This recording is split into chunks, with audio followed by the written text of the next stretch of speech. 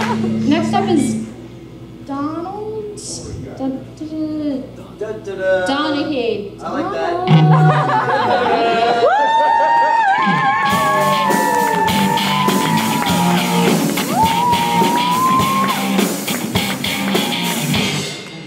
Thanks. Hi. How's everybody doing? Okay, so I just thought I would briefly introduce myself, Don, obviously, and tell a little bit about how I got into comedy. And I remember about a year ago, I was hanging out with Joe, he's a good friend of mine, and we went to the very first Savage Henry comedy night. And I remember he was so nervous, he like didn't even want to go on stage. He's like, I don't know if I can do this.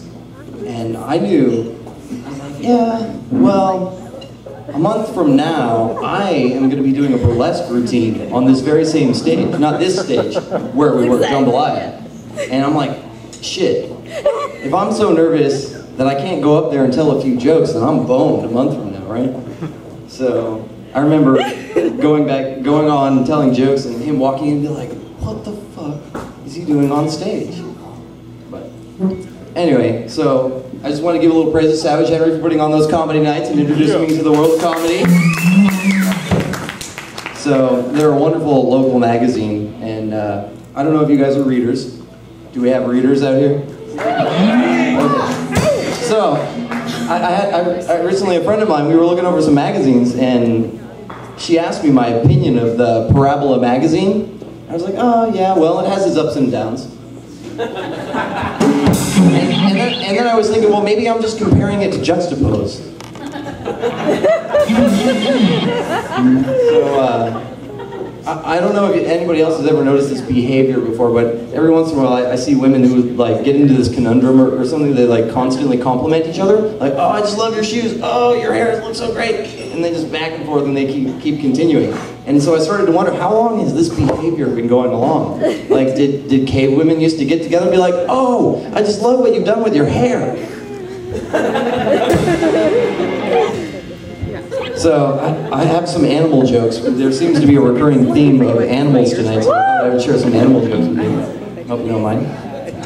You guys know why elephants paint their toenails red? So they can hide in the cherry trees. Have you ever seen an elephant in a cherry tree? No. Works, don't it? You know what that jam is between elephants' toes? No. That's pygmies sleeping under the cherry trees.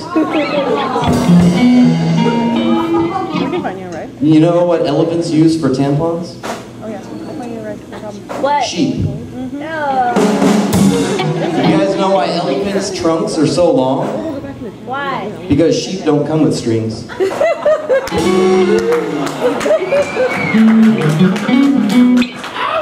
So we've had a lot of holidays lately, so happy Chinese New Year, Happy New Year, Merry Christmas, Happy Hanukkah, Kwanzaa, and all that. And lots of cards that people sell on all these events. And I started to think that there are way more cards that should be available on the market for, I call them cards for every occasion. So I have a stack of cards here that I'd like to share with you. This one's got some flowers on the front. On the inside it says, I love you. You should get tested. Some more flowers. I bought these flowers for you, knowing that you're allergic. Here we have a wedding day photo. I'm leaving you for a younger woman. In this one, somebody's sick on the cover. They got some like water on their head. It's like, I'm sorry I called in so I could sleep with your wife.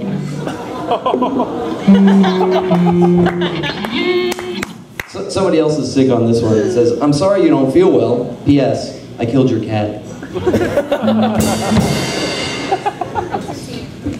We're still feeling kind of sick. I'm sorry you're sick, because I fed you poison. I'm sorry, there's a lot of these. I don't know how I... More! I'm sorry I assaulted you. The dementia is getting worse.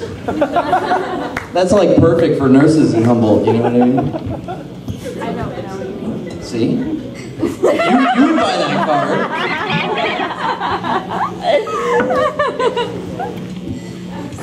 I heard you were under the weather. Here's hoping you die.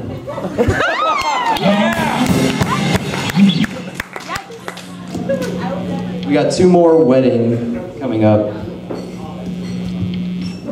Thanks, guys. You're doing great. You should have signed the prenup. Thanks.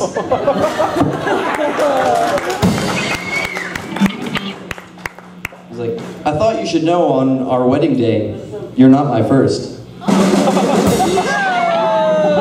I missed one. Anyway. So I found this card the other day. It's a nice artistic photo. It says, brief can be the garden of compassion. Immediately I thought to myself, anger can be the greenhouse of contempt. But that's a little too philosophical. That's not so much a joke, it's kind of true. But then my next thought was, sex can be the playground of disease.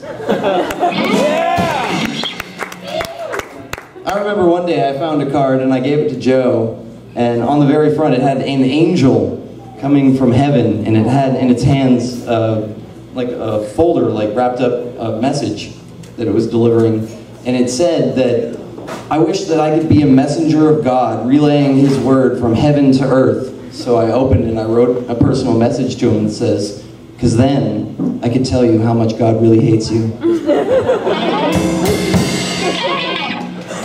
Thanks, Don. You're welcome. So, getting back to my point, or what I was mentioning earlier about getting into burlesque, yeah. So, it was a little weird at first, and then I started to think about it, and I was like, well, where does this even come from? Where do I have this tendency? And I remembered being a child, and my mom she's 6 feet tall, so she has like large feet, you know, she's tall, she has big feet. And we used to have yard sales, and there was this guy, this local guy, who would always show up to the yard sales to get my mom's shoes. And he came in drag, and I remember being a little kid and being like, what the hell? And then I asked my mom about it one day. I was like, yeah, do you remember when I was a kid, there was this guy that would come over? She's like, oh yeah, I think his name was Dick Tucker.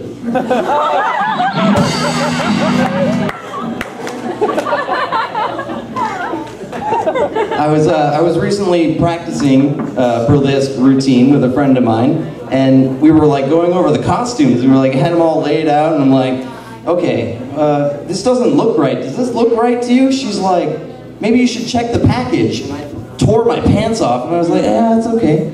She's like, that's not what I meant.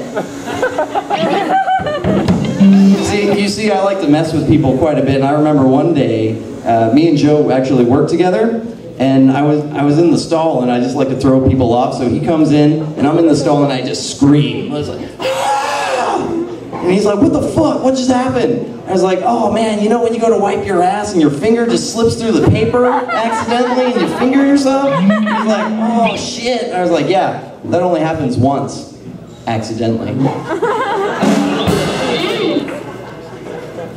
The other day I was messing with one of my other co-workers, and I went and like he was carrying a little glass of milk, and I went to like go knock the milk out of his hand, and he like immediately like protected himself. He's like, oh shit, and I wasn't even going for his crotch, I was going for the milk. And I was like, wait, this could totally turn into like a new term for like crying, like spilt milk, you know, like the protective. So I was like, oh yeah, that should be like a new term that we use for like tossing one off, you know? Like, oh, I just spilled some milk. No. And oh no.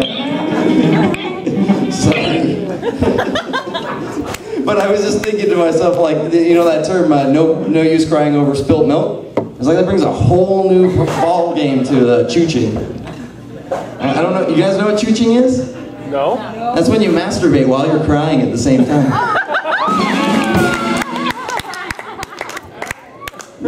You should look that up. It's like really weird, but there's a whole like field of the Urban Dictionary is great.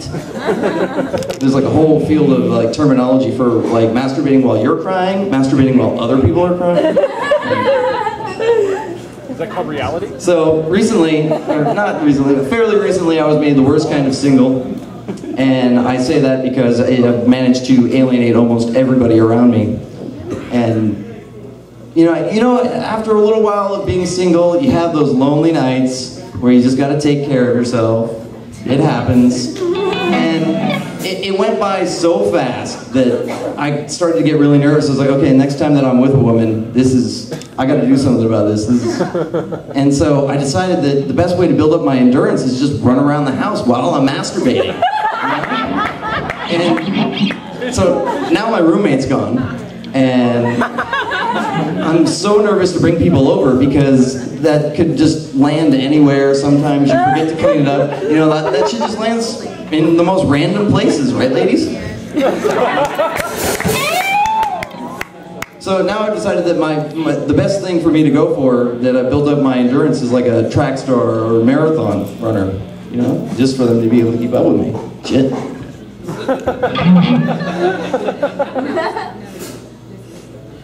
So I was recently, everybody's familiar with Viagra, and my mother is a nurse, and she recently told me that she learned that one of the side effects of Viagra is temporary blindness. Wait, what is Viagra? I don't know that. So one of the side effects is temporary blindness, and I was like, wait, I grew up, and you used to tell me all the time that if I messed with that too much, that I could go blind. And now you're telling me that when I get older, if I take something, that's going to make me go blind too. So, my own piece of advice to all the gentlemen out there, if you have to take Viagra, just make sure you put it in the right hole. They really don't. Some like it, apparently. So, I'd like to introduce next a person that I've had the pleasure of working with many a time at some local shows, and you know, she's so beautiful that she doesn't even need to be funny for you to smile. And that would be Cher. Everybody.